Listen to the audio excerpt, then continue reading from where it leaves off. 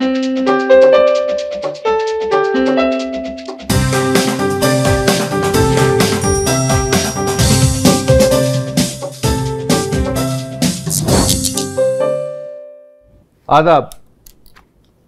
खुदा के 99 नाम हम में से अक्सर नाम ज़बानी याद हैं। उनमें एक नाम है अल मुसव्विर। अगर मैं अल मुसव्विर नाम क्यों है इसके बारे में सोचूं और फिर मैं आदम के बारे में सोचूं कि जिसकी मैं औलाद हूं, तो मैं तसव्वुर करता हूं कि पहले अल मुसव्विर ने एक ड्राइंग बनाई होगी और फिर मटेरियल तैयार करके उस ड्राइंग के मुताबिक एक पुतला बनाया होगा और फिर उस पुतले में रूह फूंक दी होगी और यूं आदम, जीता जागता आदम वजूद में आया होगा। हम आर्ट को अक्सर लोग समझते हैं ये शौक़ है, लेकिन इस कहानी से पता चलता है कि आर्ट शौक़ नहीं है। आर्ट हयात की बुनियाद है, बल्कि पूरा तर्ज़ हयात है। हम अपने प्रोग्रामों में बहुत सारे शोबों के लोगों को बुलाते हैं, लेकिन हुस्न इत्तफ़ाक़ है आर्टिस्टों को भूल जाते हैं, जिनकी बुनियाद पे जो सबसे अजीब आर्टिस्ट है, जिसके नक्शे कदम पे चलते हुए उन्होंने इस दुनिया को कुछ ना कुछ देने की कोशिश की है। तो आज इस चीज़ को ध्यान में रखते हुए, इस कमी को ध्यान में रखते हुए हमने एक आर्टिस्ट को बतौर ख़ास मदऊ किया है। हमारे बहुत पुराने दोस्त भी हैं, लेकिन उनकी मेरिट हमारी दोस्ती नहीं है, उनका फ़न और उनका हाथ, उनका ब्रश और उनके दिमाग का जो आइडियाज़ हैं वो हैं। शाहिद रस्साम साहब, बहुत शुक्रिया कि आपने यहाँ हमें एजाज़ बख्शा, वक्त निकाला। शाहिद रस्साम एक पाकिस्तानी कैनेडियन मुसव्विर और मुजस्समा साज हैं और इस वक्त आर्ट्स काउंसिल ऑफ कराची में जो institute of arts and craft है उसके प्रिंसिपल हैं। पाकिस्तान भर में, भारत में, मशरिक़ वस्ता में, यूरोप में और बर-ए-आज़म अमरीका में कई नुमाइशें हो चुकी हैं।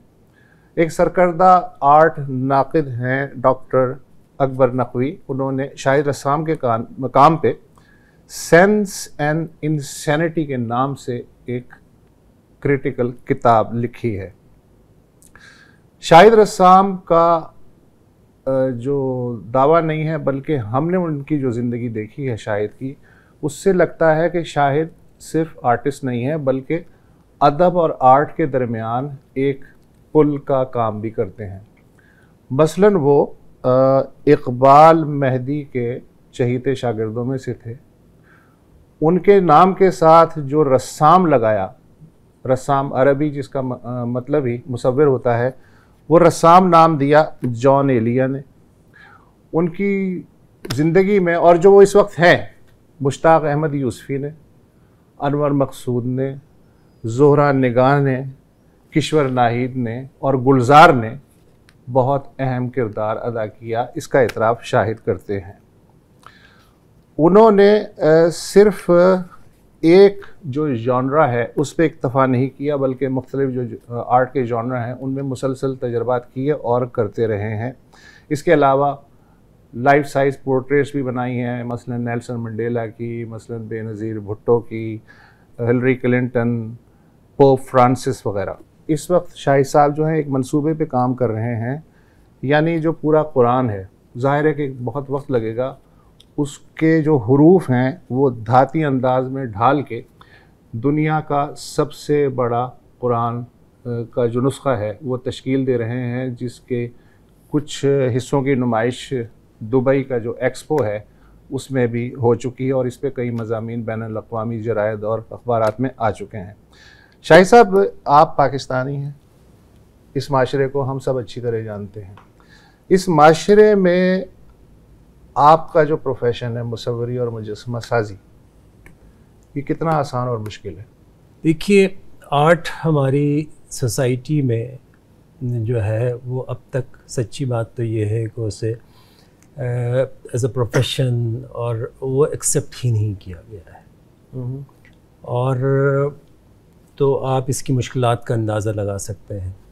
मैं अक्सर अपने दोस्तों से एक बात कहता हूँ कि भाई साहब, इसको बहुत ताज़ीम देने की ज़रूरत नहीं है। ये बिल्कुल लाइक एनी अदर प्रोफेशन, ये उतना ही अहम है जैसे कोई और दूसरा शोबा भी है ज़िंदगी के लिए। उसको देखने और समझने की ज़रूरत है कि आप की ज़िंदगी का कौन सा ऐसा हिस्सा, कौन सा ऐसा वो है जो आर्ट के बगैर मुकम्मल हो जाए। अगर आप अपने ऊपर नज़र डालिए तो हम, बल्कि किसी प्रोग्राम में एक मौलाना साहब कहने लगे कि भाई ये तो हराम है और वगैरह वगैरह इस तरह की बातें की। तो मैंने बसद एहतराम उनसे अर्ज़ किया, मैंने कहा हुज़ूर वाला, अगर ज़िंदगी में से आर्ट निकाल दिया जाए तो आप पत्ते बांध के घूमेंगे, कपड़े पहन के नहीं घूमेंगे। ये किसी आर्टिस्ट ने डिज़ाइन किए हैं, उसके बाद आप ये कपड़े पहने हुए हैं। आप जिस गाड़ी में घूमते हैं, आप जिस घर में रहते हैं, वो पहले डिज़ाइन होती है। आपने जो जूते पहने, कौन सी ऐसी चीज़, टेबल ले लें, कौन सी ऐसी चीज़ है आपकी? इवन टेक्नोलॉजी को आप देख लीजिए, ये जो अपने इस वक्त टेक्नोलॉजी की सूरत हाल जो है, ये क्या है? ये डिजिटल फॉर्म है आर्ट की, और इसके बगैर मुमकिन नहीं है। तो आपको याद हो कि एक ज़माने में ये था कि तस्वीर लगाई जाए नहीं लगाई जाए, हराम है, तो खिंचवाई जाए नहीं खिंचवाई, वगैरह वगैरह इस टाइप की गुफ्तगू होती थी। आज वो तमाम अहबाब जो है टीवी पे बैठे हुए जी, वो टीवी चलाते थे। तो अब सामने, अब नाजरीन को जलाते हैं। तो ये तो है, लेकिन दूसरी बात जहाँ तक है कि ऊपर वाले ने हर इंसान की, अभी हम बात कर रहे थे, तो अगर आप गौर करें तो अंदाज़ा होगा आपको कि आपका जो डीएनए है उसमें बहुत सारे अपने अज्जा शामिल हैं। उसमें जो सबसे एक अहम जुज़ है उसका, वो आर्ट है। अगर आप किसी छोटे से बच्चे को देखिए तो यानी न्यू बॉर्न बेबी जो है वो म्यूज़िक सुनते ही उसके ऊपर थिरकना, मूवमेंट करता है, सिखाने की ज़रूरत नहीं है। रंगों को देखेगा तो उसको पकड़ना चाहेगा, छूना चाहेगा, आप उसको दिखा के देख लीजिए। तो इसका मतलब क्या है? इसका मतलब ये है कि अपने वो उसके जिबल्लत में शामिल है। और अगर आप पीछे चले जाएं तो देखिए, तो इंसान की इंसानी इर्तिक़ा जो है, इंसान की सबसे पहली ज़ुबान वो ड्राइंग थी जी। उसने बोलना बाद में सीखा है। पहला इजहार, चाहे वो उसे भूख लगती थी या किसी चीज़ से डरता था, और तो वो अपना इजहार उसके ज़रिए, ड्राइंग ही के ज़रिए करता था, और उसके सबूत मौजूद हैं, like the cave painting in the form of. अच्छा, और पहली ड्राइंग मेरा ख्याल है वो पत्थर पे या कागज़ पे या ज़मीन पे नहीं हुई होगी, वो हवा में हुई होगी। हाँ, मुझे ये चाहिए। बिल्कुल ऐसा, बिल्कुल ऐसा। तो शायद आप इतने आगे इस प्रोफेशन में गए और अभी भी आप ये कह रहे हैं कि हमारा माशरा जो है इसको अभी तक एक्सेप्ट नहीं किया या करने की कोशिश नहीं की। जब आपने शुरू किया तो तब भी आपको ये बात पता थी, तो आपको उस वक्त लगता था कि आप इतने आगे जाएंगे एक ऐसे आर्ट फॉर्म में जहाँ जिसे हमारे माशरे में, जैसे वसअत और आप दोनों ने कहा, कि सिर्फ शौक़ के तौर पर लिया जाता है? देखिए, इस पे अपने मुबशिर में आपसे अर्ज़ करूँ, उस वक्त तो खैर बिल्कुल अंदाज़ा नहीं था, लेकिन मैं अपनी खुशनसीबी समझता हूँ कि मुझे ऐसे लोग मैसर आए, और सबसे बढ़ के मेरी माँ, मेरी वालिदा जो है, हालांकि वो मुझे डॉक्टर बनाना चाहती थी, मेरे फादर लाइक जो बिल्कुल एक लोअर मिडिल क्लास में होता है कि वो चाहते थे कि भाई ये कोई इंजीनियर बने या बिज़नेस करे वगैरह वगैरह। तो लेकिन उन्होंने जब मेरा शौक़ देखा तो वो खड़ी हो गई, उन्होंने कहा नहीं, ये वही करेगा। और उस ज़माने में एक ऐसी गरीब मोहल्ले में जहाँ पे तसव्वुर नहीं, और उन्होंने सपोर्ट किया। तो मैं समझता हूँ कि उसमें जो बहुत बड़ा एक यानी एक सपोर्ट या बहुत बड़ी एक क़ुव्वत जो मुझे मिली, वो माँ से मिली। फिर लकीली ऐसे बड़े असातिज़ा की अपने सोहबतें मैसर आईं जिनसे बेपनाह सीखने का मौका मिला, बल्कि उनसे एक ऐसी क़ुव्वत मिली कि अपने ऊपर यकीन पैदा हुआ कि yes I can do this. और तो बहुत आसान नहीं है ऑब्वियसली रास्ता, लेकिन अगर मैं अब आज ये समझता हूँ कि अगर आप को अपने ऊपर यकीन है और मेहनत, सबसे बुनियादी शर्त है मेहनत, तो वो इम्पॉसिबल चीज़ पॉसिबल हो जाती है।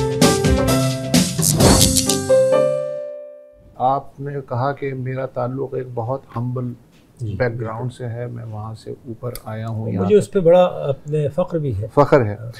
मैं उस पस मंज़र में ये जानना चाहूँगा कि ये जो महरूमी और गुर्बत होती है, ये कितनी बड़ी ब्लेसिंग है। इसलिए कि म्यूज़िक की दुनिया में देख लें, मुसव्वरी की दुनिया में देख लें, और फाइन आर्ट के किसी भी शोबे में आप देख लें, जो बड़े बड़े नाम हैं, अगर आप उन्हें कुरे दें तो पीछे बहुत ही नीचे से वो ऊपर आते हैं। अच्छा, और उसमें उन लोगों का रेशो मुझे कम से कम नज़र आता है जो एक खुशहाल क्लास से हों, वो होते हैं लेकिन उनकी तादाद कम होती है। 80% जो आपको नाम मिलेंगे म्यूज़िक में, किसी भी चीज़ में, वो बहुत ही नीचे से हम्बल बैकग्राउंड से आते हैं। तो ये महरूमी और गुर्बत जो है, ये इसको हम ब्लेसिंग कह सकते हैं? नहीं, मैं किसी को आगे बढ़ने वाले, मेरा इसमें जो देखने का नज़रिया है वो बिल्कुल मुख्तलिफ है। एक तो जो लफ्ज़ गुर्बत या गरीब है, ये आम जो परसेप्शन है, इसको जोड़ा गया है सिर्फ और सिर्फ पैसे से, ठीक, आसाइश से। देखिए, मेरी नज़र में वो इंसान जिसमें सेंस ऑफ ह्यूमर नहीं है, बहुत गरीब है। वो इंसान जिसमें एस्थेटिक सेंस नहीं है, वो बहुत गरीब है। तो हम एक हम्बल अपने फैमिली से ताल्लुक़ था। मेरे वालिद साहब मज़दूरी करते थे, मेरी वालिदा जो है लोगों के कपड़े सीती थी, लेकिन अंदर से बहुत रिच, स्ट्रॉन्ग, बहुत रिच थे। गरीबी की बदतरीन फॉर्म ये है कि जो इंसान अपने आप को गरीब समझने लगे, अंदर से खुद को मार ले, अंदर से खुद को मार ले, नतीजा उसका यही होता है कि मायूसी पहले जगह लेती है।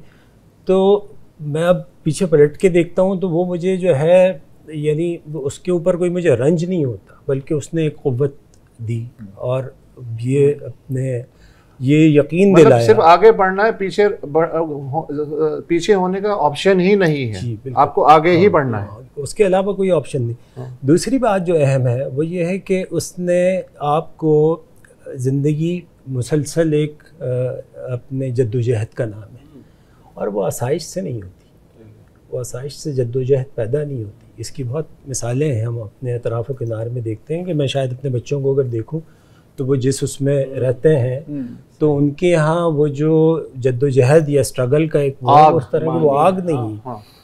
तो गरीब पैदा होने में कोई बुराई नहीं। मैं अपने तमाम स्टूडेंट से भी एक बात कहता हूँ कि देखो, अपने गरीब पैदा होना कोई बुरी बात नहीं, गरीब रहना बुरी बात है, या गरीब होना, इसका मतलब आपने उसे एक्सेप्ट कर लिया है।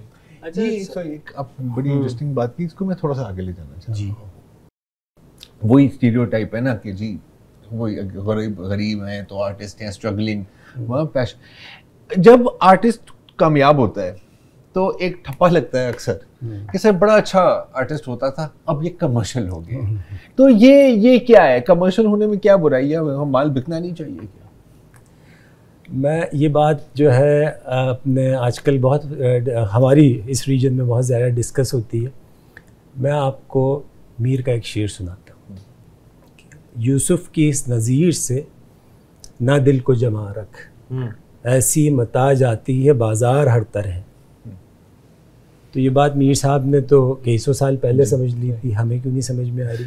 अगर कोई चीज़, हमारा साबुन स्लो है थोड़ा अगर कोई चीज़ बहुत हसीन है, खूबसूरत है, अट्रैक्टिव है, तो वो तो उसकी तो एक वैल्यू होगी, उसकी प्राइस टैग भी होगा, तो उसमें कोई बुराई नहीं। एक बहस चलती है कि भाई art should be for the sake of art और sake of life, sake of society. भाई बुनियादी तौर पे ये सारी बातें जो हैं जुड़ी हुई हैं उसकी एक्सेप्टेबिलिटी से।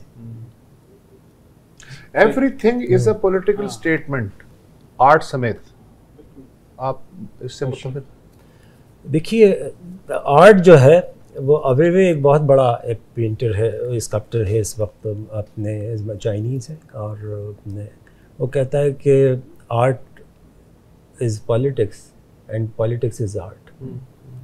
फिर ऑरवेल ने एक बात कही थी कि जॉर्ज ऑरवेल ने कि art is itself a way of the political attitude. तो मेरी नज़र में कोई भी आर्ट या कोई भी आर्टिस्ट अगर वो पॉलिटिकल अवेयर्ड इंसान नहीं है तो वो कोई भी ऐसी चीज़ तख्लीक नहीं कर सकता जो कि सोसाइटी में कोई इम्पैक्ट पैदा करे। आपकी काफिर सीरीज़ और अब आजकल बंदरनामा का बहुत तस्करा है, जब आप काफिर सीरीज़ बना रहे थे तो हम जैसे जो दोस्त थे उनका कह यार रहे थे यार वो कह रहे हैं खुदा का क्या खौफ कर रहे हो तुम, ये है। तो जब आप इस तरह के टेढ़े मौजूआत सोचते हैं, सिर्फ एक पेंटिंग तक महदूद नहीं रखते हुए, आप कहते हैं जी अगर पंगा लेना है तो पूरी सीरीज बनाई जाए, तो उस वक्त क्या होता है आपके जहन में, होता क्या है? नहीं, मैं चूँकि मतलब काफिर सीरीज का बस क्या है आपके? देखिए, मैं चूँकि एक अदब का तालिब इल्म हूँ और मेरा जो खमीर ही मेरी अपब्रिंगिंग ही यानी असातिज़ा के दरमियान हुई है, तो मैं पढ़ रहा था तो मेरी नज़र से कुछ अशार गुज़रे। उसके बाद मुझे ख्याल आया कि अच्छा, ये ख्याल क्यों आया कि मैं अपने बचपन में हमने देखा हमारे मोहल्ले में एक लड़का था शिज़ोफ्रेनिक।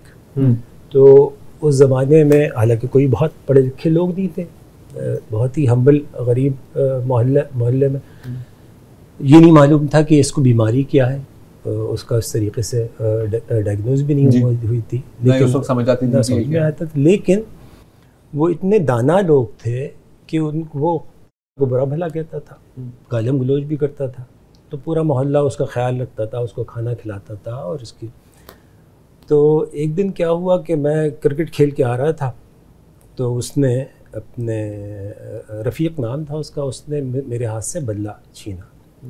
मैंने बल्ला नहीं दिया तो उसने ज़ोर से छीना और मैंने उसके बल्ला मार के मैं भाग गया। मेरी अम्मी देख रही थी, उन्होंने मुझे एक थप्पड़ मारा और उन्होंने कहा कि तुम्हें ज़रा अपने शर्म नहीं आई?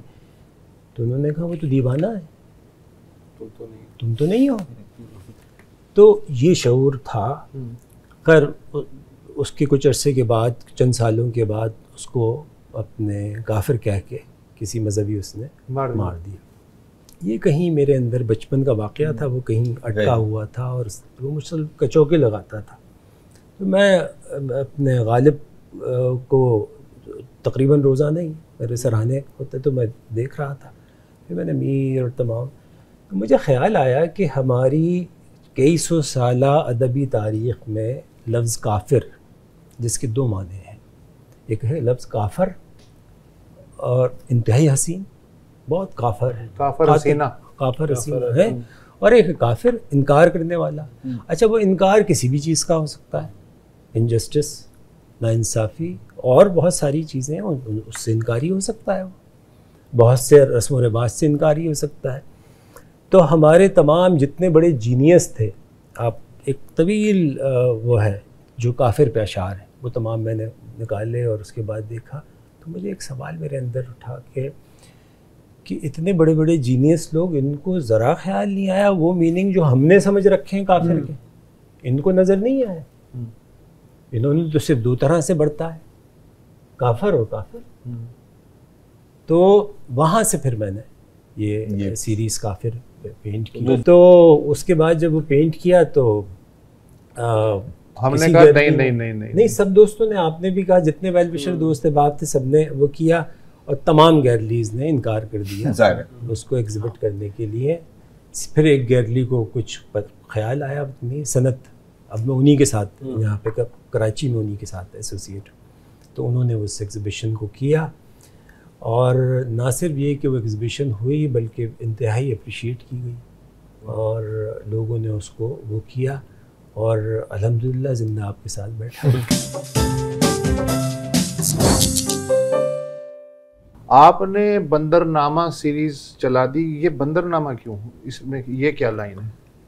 बंदरनामा ऐसे ख्याल आया अपने मूसा साहब के, जो सब बंदर हमारे अतराफ़ किदार में अगर हम इंसानी इर्तिक़ा की बात करते हैं तो it took millions of years कि आप जानवर से आप इंसान बने, और अगर आप गौर करें तो एक लम्हे में इंसान से फिर बंदर बन गए। बंदर बन गए। क्या बात है। अच्छा, वो आपके तराफ़ो किनार में नज़र आता है, और तो वही बस मैंने वो मुझे नज़र आया, और उसमें मुख्तलिफ पूरी आलमी सतह की बात है, और उसमें कोई लोकल वो नहीं है। आप दुनिया में आप देख लीजिए कि आप सोच सकते थे कि जो अभी हम बात कर रहे थे अपने आप अमेरिकन सोसाइटी की, कि वहाँ पे जो है ट्रंप सदर बन जाएगा, या आप यूके जो ओल्डेस्ट है बोरिस जॉनसन, मोदी को देख लें, मोदी जो है, या हमारे यहाँ जो एक धमा चौकड़ी है, हाँ, एक बंदरों की कतार है। तो और कैसे कैसे ढूंढ के लाते हैं। अच्छा, बंदर की मजेदार खुशियां, धमा चौकड़ी मचाते हैं, एक दूसरे पे खूखियाते हैं, हमला करते हैं, पीछे हटते हैं, मतलब कभी चैन से नहीं बैठते। हाँ, लेकिन कभी जंगल को आग भी नहीं लगाते। तो ये भी एक पॉइंट है, मतलब बंदर थोड़े से हमारे से बेहतर। वो एक नॉवेल पढ़ा था बहुत अपने, तो उसमें बहुत मजे की कहानी थी।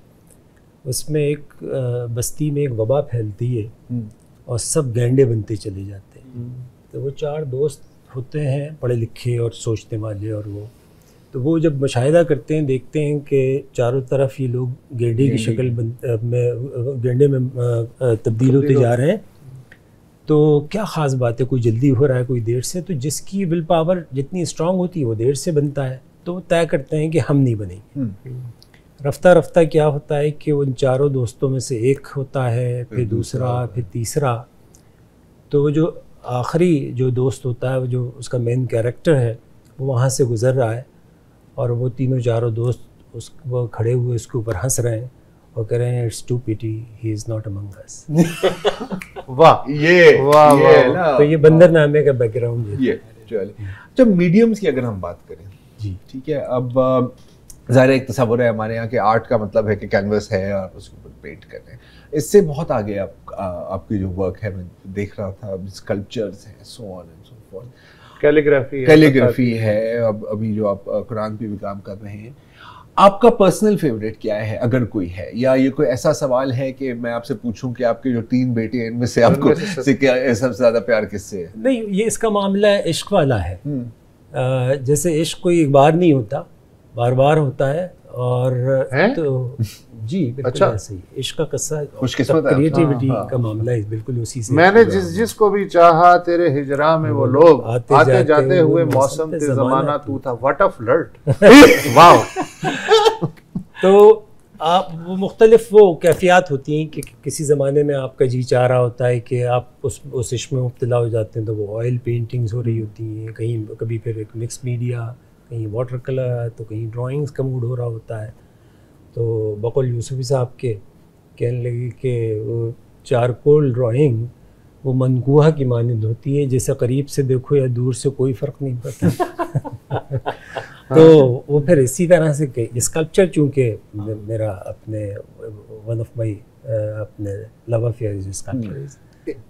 अच्छा, लव अफेयर मेरा ही है, लेकिन वो घास नहीं डालती स्कल्पचर की मैं बात करूं, मतलब इन द सेंस के मतलब शौक मुझे देखे स्कल्पचर या स्कल्पचर बनाने वाले या नहीं, स्कल्पचर बनाने वाले नहीं, मुझे स्कल्पचर बनाने का शौक है, लेकिन सलाहियत बिल्कुल नहीं। उसी तो लाइक अभी बचपन में इस आदमी को हवाई जहाज चलाने के साथ साथ जितने भी चीजें हैं दुनिया में वो करने का शौक है। हाँ, और ये तुम मुस्तकिल मिजाज हो कि अब तक तुम्हें शौक ही शौक रहा है। मतलब कम से कम शौक तो है। हाँ। तो पॉइंट में ये है कि अगर फर्ज करें कोई भी सीखना चाहे तो यहाँ पर बंदा कैसे जा सकता है? मतलब कि अगर फर्ज करें कि जैसे NCA, इंडस वैली वगैरह, अब वहाँ पर एनरोल आप नहीं हो सकते, लेकिन कोई अपने, तो बंदा कहाँ जाए, क्या इसका? हाँ, अच्छा, इससे रिलेटेड इसी सवाल की एक्सटेंशन ये है कि आप जिस इंस्टीट्यूट के प्रिंसिपल हैं वो 1958 से उसकी तारीख शुरू होती है, ज़्यादा दौर तक वो एक्टिव रहा, फिर वो बंद हो गया, फिर 2017 में दोबारा आप लोगों ने एक्टिवेट किया। मैं वहाँ गया हूँ, मैंने वो देखा है, और उसमें मुझे नज़र आया कि जो महरूम तबकात के बच्चे हैं वो सबसे ज़्यादा है। आर्ट के बारे में कहा जाता है ये एक महंगी चीज़ है, इसके लिए बड़े अखराजात होते हैं, तो वो वहाँ कैसे हैं, उनके लिए भी आपने कुछ ना कुछ सोच के उनकी किस पॉलिसी के तहत वो सबसे ज़्यादा क्यों नज़र आते हैं, और फिर इनका सवाल कि अगर कोई किसी को शौक़ हो तो वो जाए कहाँ? देखिए, इसमें आर्ट्स जो आपका सवाल है कि किसी को अगर शौक़ है, तो अगर उसमें दो बातें बड़ी अहम है, किस उम्र में शौक़ उसको फील हो रहा है कि भाई मुझे ये शौक़ है। तो अगर वो अपने स्टूडेंट है, कम उम्री में उसको ये एहसास होता है, तो उसके लिए ये है कि वो बाकायदा तौर पे जैसे लाइक एनी अदर प्रोफेशन वो उसकी बाकायदा डिग्री हासिल करे और पढ़े उसको आर्ट को, और अपने एज ए प्रोफेशन उसको कैरी ऑन करे। और अगर जवान ना हो तो और नहीं, उसके अलावा भी बहुत सारे लोग ऐसे हैं जिन्होंने बहुत बाद में उस शौक़ को अपनाया, फिर बाद में उनका वो प्रोफेशन भी बना। लाइक गुलजी साहब ने इंजीनियरिंग पढ़ी जी, और इंजीनियरिंग पढ़ने लेकिन उनका अल्टीमेट पैशन जो था वो आर्ट था, और फाइनली ही अपने डिसाइडेड कि मुझे आर्ट ही करना है, तो उन्होंने फिर आर्ट ही किया।